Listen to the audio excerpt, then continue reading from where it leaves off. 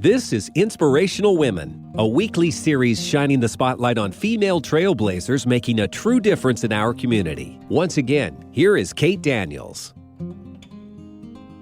The teen and preteen years have generally had their challenges. Today, the challenges seem to have ratcheted up. But then, so has a good solution for our youth. Stefanie Lachenauer is the 2025 New Jersey State Teacher of the Year and is the author of a book, Let the Glitter Settle, Mindfulness for Teens. It offers teens simple, accessible practices that help them pause, reset, and regain control when emotions feel overwhelming. Stefanie Lachenauer, good morning. It's so great to have you join us this morning. Good morning. It's so great to be here, Kate. Thanks for having me. Oh, you're so welcome. And first off, I want to say congratulations on being selected as New Jersey's Teacher of the Year in 2025. What an amazing honor. Oh, thank you. It was. And a surprise. It was a great honor and a surprise. So what I kind of detected was with Teacher of the Year, there'd already been like in smaller areas, like maybe Teacher in your district, Teacher of the Year. Was it something like that, right? Yeah. So in New Jersey, it moves by school and then we apply for county. So I had known that I was Somerset County Teacher of the Year, and we have 21 counties in New Jersey. So all 21 county teachers apply for then State Teacher of the Year. So. Congratulations. That is an incredible honor. And you were surprised. So do you think it should have been a surprise? From reading your book, from reading Let the Glitter Settle, I get that you are such a devoted teacher. You're so connected to your students. So did you think it was such a surprise? Yeah, well, thank you for saying that. That's very kind. So the thing is, I am surrounded by incredible teachers, and we all have our different way of being, incredible. I happen to teach mindfulness, and I happen to be very big on relationships, but there are teachers out there who are doing amazing things that I definitely don't have the skill set for. So like when you think about Teacher of the Year, it really is, it's always, I think, an honor and a surprise because no one is better than the other. It's just kind of who they decide to choose to help celebrate the profession at the time. So I'm so grateful that I was able to have that distinction and that honor and to help elevate and highlight the amazing things that teachers are doing for me in New Jersey, but also truly everywhere in our country and around the world, really. Yes, teachers, such a critical and important profession, and you don't necessarily know the impact that you're having. You may never know, but it's always such a gift when you hear back from students, whether it's kind of in the same time frame now or they've graduated and come back or somehow you hear. So I know that you've had that experience multiple times. Yeah, it's funny. See, when I first started teaching mindfulness, and I love to tell this story because it's true. And I think many teachers can relate to this, but, teaching middle school, you have this idea sometimes about like, I'm going to teach this thing and it's going to be so great. Like, I'm going to teach this lesson's going to be amazing. And then the kids are like, they're going to leave and they're going to thank me. And that's how I really thought like it was going to go when I taught mindfulness.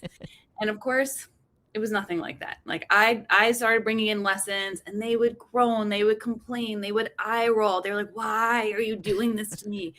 And I was like, oh gosh, like this, maybe I shouldn't be doing this anymore. And so I was really thinking like maybe because at this time this is when I first started. So I was just learning about how to introduce mindfulness to the classroom. This was new to me in terms of teaching it.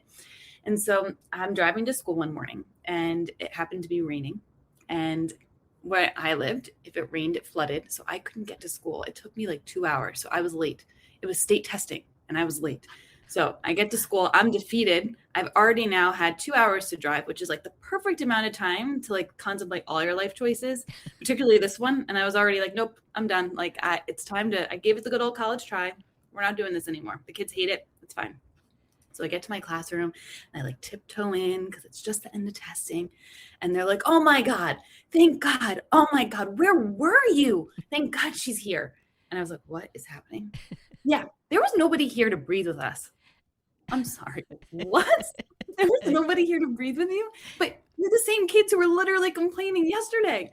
Like, so that was like a huge moment for me because I realized like, middle schoolers, they're going to give you the eye roll. Like no matter what, they're going to love it and they're going to give you an eye roll, and they're going to hate it and they're going to give you an eye roll. They're going to give you an eye roll. They're going to complain. But the thing is, it's really about planting seeds. And the more that we practice, the more we try, we never know how it's landing for them.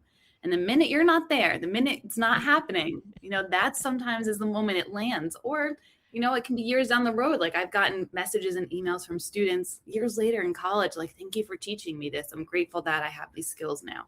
So you never know. Yeah, you don't.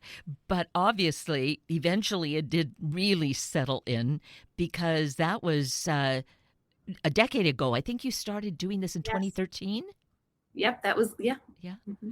Wow. So that's incredible. This is now going to be 13 years later. It's also, I have to commend the school district for having this as part of the curriculum. I mean, this is really pretty fundamental. That really helps all of us, obviously, but to start at a young age to understand mindfulness and to know the practices. I mean, what a great foundation as they move forward in life. Yeah.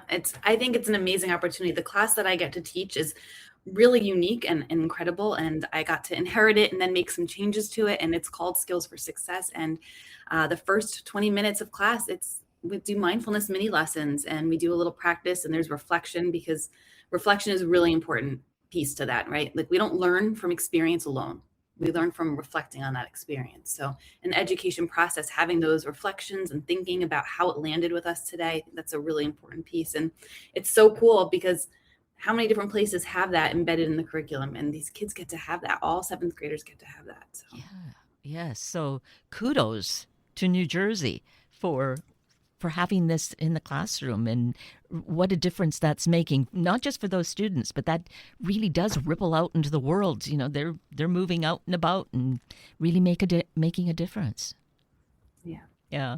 How incredible. So what a great thing to have happen. And so during the course of this, as being Teacher of the Year, is that the time that you then wrote this book, Let the Glitter Settle, Mindfulness for Teens? Oh my gosh, I wish that it was just a year. I started that book. I started writing that book. 2016 was when I knew I was going to write it. So 2016, the title came to me and I was like, I have to do this, right? So at that point, I'm only 3 years into teaching mindfulness, but I was like kids need to have this. Mindfulness wasn't in our curriculum yet at that time. I was practicing with the students as I talk about some of the different stories during the time. But I started it then, and then it was in 2021 that I was like, if I really am going to do this, I have to commit. So I joined a writing group, and we would write every Saturday morning for an hour. And that was how I did. It was one writing session at a time. Sometimes I'd write longer after, and then I was ready to publish it. And then that was right when all the Teacher of the Year stuff kind of started happening. I was applying for the state, and then I did get accepted, and there was no way I could make that my focus. My focus was now on that journey. So once that journey was coming to an end, I was like, that's it. We're doing this. We got an editor, and that was how the book came out. Oh, that's amazing. You don't like to let dust settle around you at all, or the glitter settle. It's got to keep in motion. Yes. We keep in motion and try our best to keep that equilibrium as well. So, yeah. Yes, exactly. It's definitely a practice of its own. Yeah.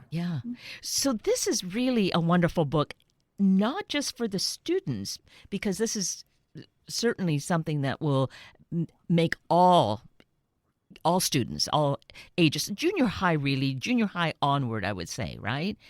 But the parents as well. We as adults reading this, it's really a wonderful guide if one has never practiced it, or if you had and forgot somehow that this was part of your life. It's really a great reminder, and it has its way of being a journal and a workbook, and you share stories from your experiences. So you really, I guess your writing group, was that it? Did they help you to kind of fashion all this together?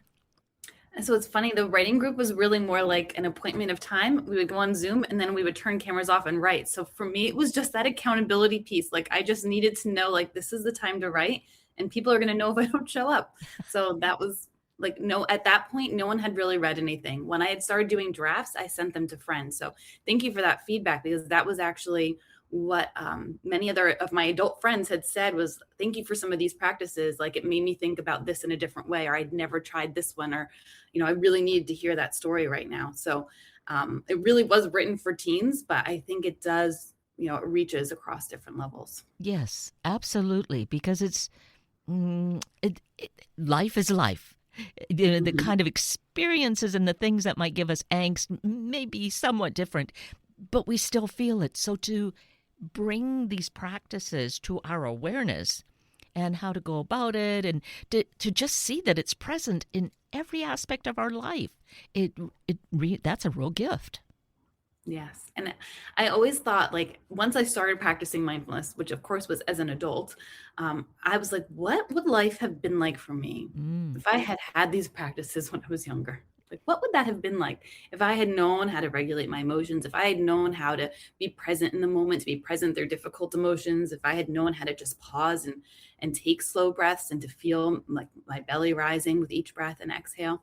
So that really was a lot of the motivation. Was I had a very stressful childhood, not really childhood, more like middle school. Like, I loved school up until that middle school period. I think was just such a challenge for me, as it often is for many kids, which of course is why I wanted to teach it, because I was like, let's make this different for other kids. Like, it doesn't have to be like this for everybody. So that was a lot of the motivation behind it. So my hope is that students are using these skills now, and if they're not, it's like they're like kind of tucked away in that tool belt, and hopefully another time when they need them, they have them. Yes, absolutely. And so there's the book, which didn't exist in the past, so we can bring it. You're on the East Coast, I'm here on the West Coast.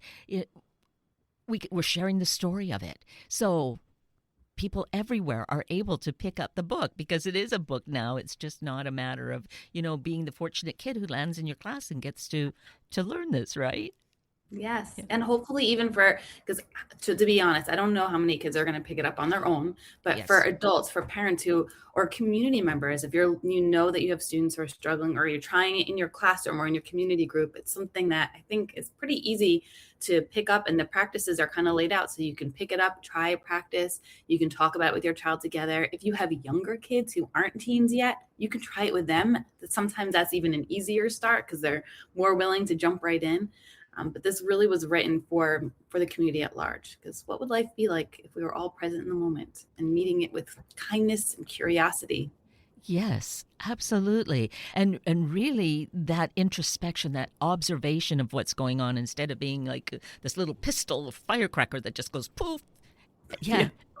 Yes. I mean, if any time is the right time, but it just feels like this is such an important time to be learning this. Part of it being that, this is so gut-wrenching that we have so much teen suicide that occurs. To me, it's almost beyond comprehension, because I don't think I even knew the word when I was a teenager. Now, mind you, that was quite a long time ago. But still, for things to have changed this drastically, it's just gut-wrenching and heartbreaking. And so, yeah, to have an awareness of how to just understand emotions and to share with others. Yeah, and to know that when things are too much, to go get help. As soon as it becomes too much, you're like, you know what, I can't work through this, to get to a trusted adult. So that's the other part that I talk about too, is making sure that if this is too much, if this isn't something you can't do on your own, to know to go talk to an adult, to go get help. Yes. Oh, for sure. Mental health is health. Which then comes back to who will pick up this book. And yes, likely it's not going to be the middle schooler. Maybe an older teen might be kind of browsing around and find it. Maybe they'll find it at the library. That might be the first introduction. That would be great.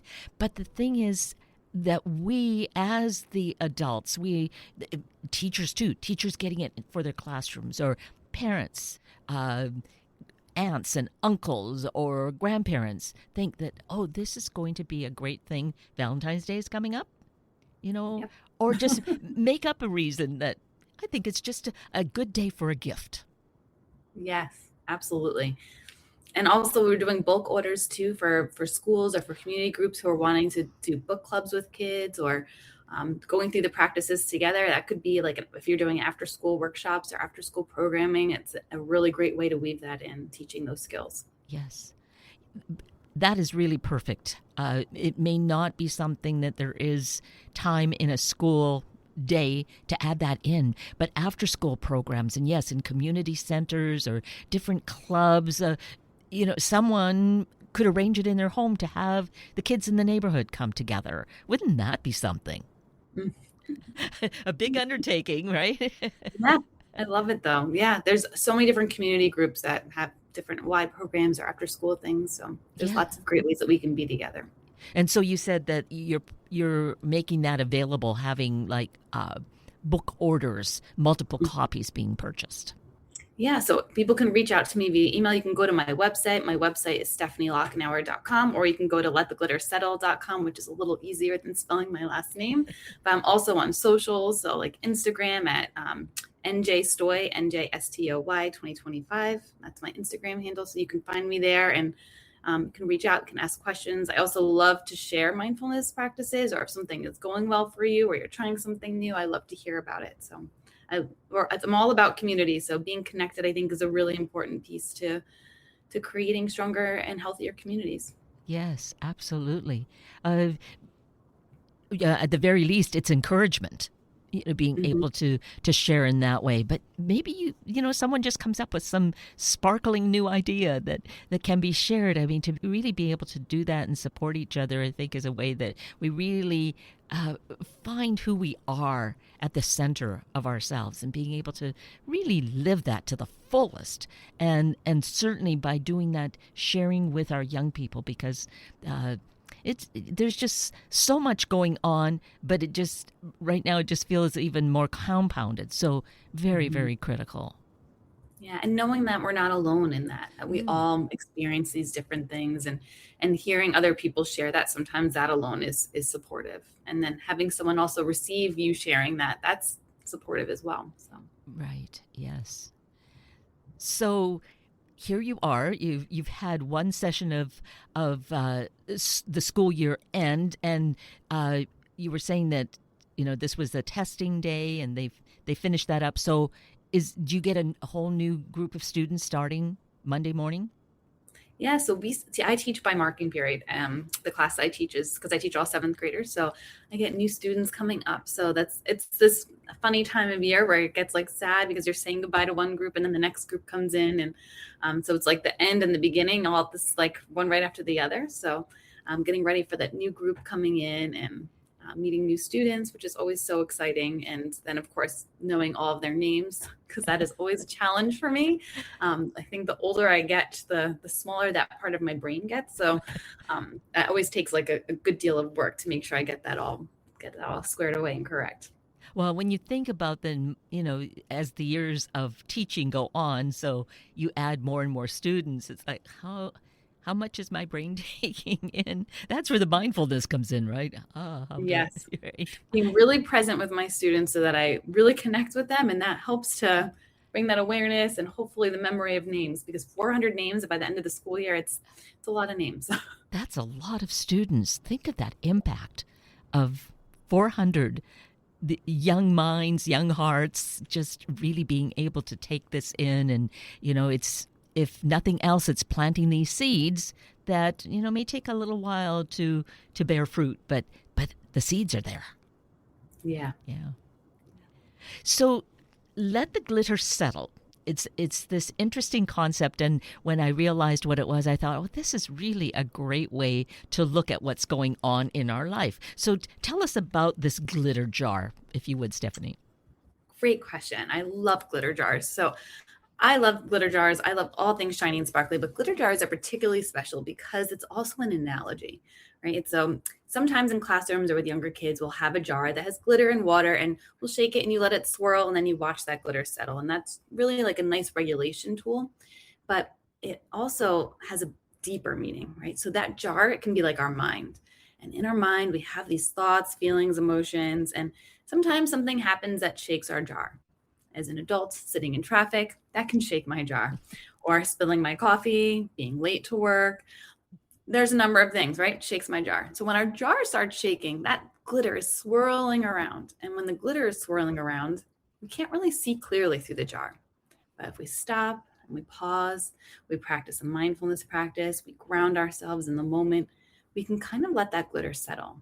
And what I love about this analogy is that glitter is not gone, right? Mindfulness is not about making the thoughts and the emotions disappear or go away or transform. It's about letting it settle so that we can see clearly, right? We can name that emotion. We can actually see what the emotion is. We can see what the thoughts are.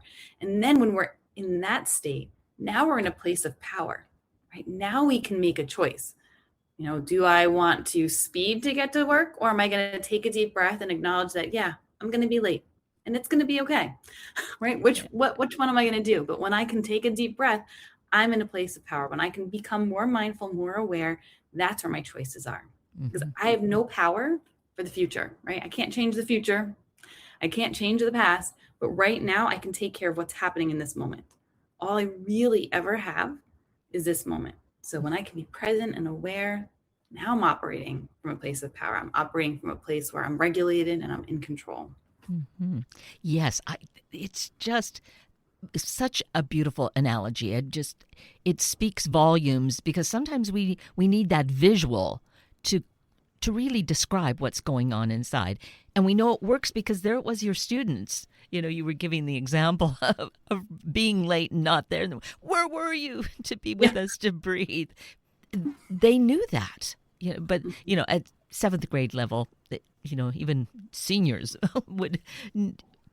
we kind of need someone there to guide us, be our coach, be our comfort, I guess. But it's marvelous to think of this glitter jar. Yeah, and it's also like thinking about that in terms of regulation, right? So when we're dysregulated, we're not in a place where we're able to take control. And so mindfulness helps us sometimes to be able to become more regulated. And like you were saying, as a child, we can't always do that on our own. Children learn how to regulate by co-regulation, so by being with an adult. So that's why this book also is great for adults, because when we have students or kids at home, or we're working with a group of kids who are having a hard time with regulation, the more that we can be regulated and take care of ourselves, the more that actually supports our students. Because when we're dysregulated, it won't help our students to get regulated. But when we're regulated, we're wired to be together. So that helps them to be able to also become regulated. Yes, absolutely. So, yeah, definitely one of these must-have books, that it's because of the stories that are shared, but also the way that you just guide us through the mindfulness practices and giving us a chance to think about it. And you say in the book, you can read it all the way through, or you can do it step by step. I mean, we can make it our own. We fashion it to what we need it to be, right? Yes. Yep. And that's my hope. There's not one right way to do it. So taking what works for you, and if there's practices you don't like, you don't have to do them. So just having the tools that you can go back to and the resources that work for you. Yes. And I love how the students really began to own it, because they came up with the idea we should look at laughter as a mindfulness practice. Oh my gosh. So that was when I was getting my first certification. And so I was recording the lessons, which was great because then I could go back and listen. And that one was just, oh my gosh, such a hoot. But yes, the kids were like, because they just wanted to have fun. So like because I was like, we would talk about doing things mindfully. And they were like, well, but Ms. Lachenauer, we're like, what about laughing? Like, can we do that mindfully? And I was like, well, yeah. Like, let's be mindful of our laughter. Like, what makes us laugh? And what does that feel like in our body? And that's the time I probably want to be the most mindful, is when I'm experiencing joy. Like, let's do that. And my favorite part about all of that is that there's actually like neuroscience. My favorite neuroscientist, Dr. Rick Hansen, talks about the concept of savoring the good. So when we talk about neuroplasticity and changing our brain, right, and being able to help ourselves, we're wired for the negative. So if we focus on the good, we can help rewire our brain for positive things. So that laughter, focusing on that laughter, that's exactly the thing. So focusing on those good things as they're happening, right? Coming home from a long day and then you're greeted by maybe your pup or your kittens or whatever your pets are. And then taking that moment, if you love those moments, when that happens, being fully present with it. right? And this is not toxic positivity, right? It's not saying the world's not on fire. It's saying the world's on fire. It's fine. But right now, in this moment, oh my gosh, my dog is so sweet, or my kitten is so sweet, or in this moment, this cup of coffee is like magic, right? So having that time to be able to be really present with joy, like that's my favorite time to be fully present, or truly, is when you're experiencing those moments of joy, to really soak all of that in. Yes. And like you were saying about, I can't change the future. I'm not changing the past. But in this moment, I can choose how I'm going to respond to what is around me. And therefore, we have that kind of control in our life. We don't have to be affected then by those negative kinds of activities that are going on, negative sayings, pictures, whatever it is, to, yes, take that time to just really feel where we are in the moment. And I think that's one of the greatest gifts of this, is to really have that moment, the mindfulness in the moment. What a world of difference that makes. Yes. And especially when things feel like they're chaotic and out of control. Sometimes when we just check in and we're like, but right now, am I okay right now in this moment? Like, yeah, I'm safe. Like most of the time, right? Mm-hmm. I'm safe. Maybe I'm in my own home, or where am I in this moment? Am I okay? So sometimes when the world feels like too much, really checking in and letting yourself be really present. I can feel the ground on my feet. I can feel my hands, my fingers. I can be aware of my surroundings. I'm sitting in a chair, getting really present and aware of where you are in this space. That can be really helpful. Yes.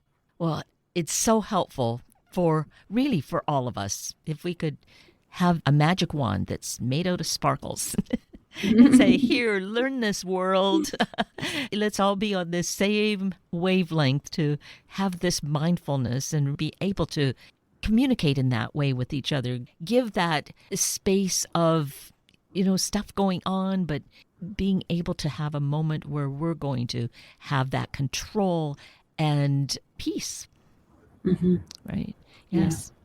Well, what a beautiful thing you are doing. What a great book. Let the Glitter Settle. Let's mention the website again. So, again, that's where we can get more information about the book and about the practices and just so much more. Yeah, so my website is StefanieLachenauer.com. And you can also go to lettheglittersettle.com, which is easier to spell. And my website also has some free resources on it. Like there's coloring pages, there's a glitter jar recipe. So there's a lot of little freebies and ways to, also a little journal if you want to print out a journal to go along with it, or to do separately as you're practicing mindfulness.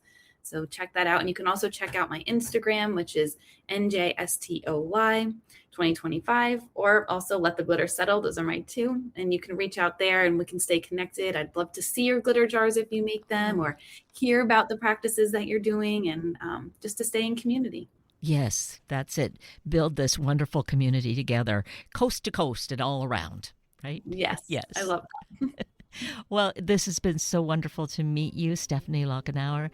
I wish you continued success and, being with your junior high kids and making such a difference in their lives one by one. It makes such a world of difference to all of us. So thank you for doing your work. Thank you for being with us this morning.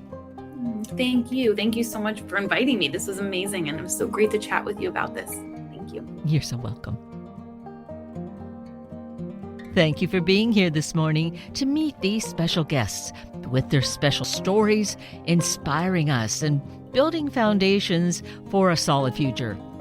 Please check the station's website for the podcasts for more information about these guests, and please share the stories with your family and friends.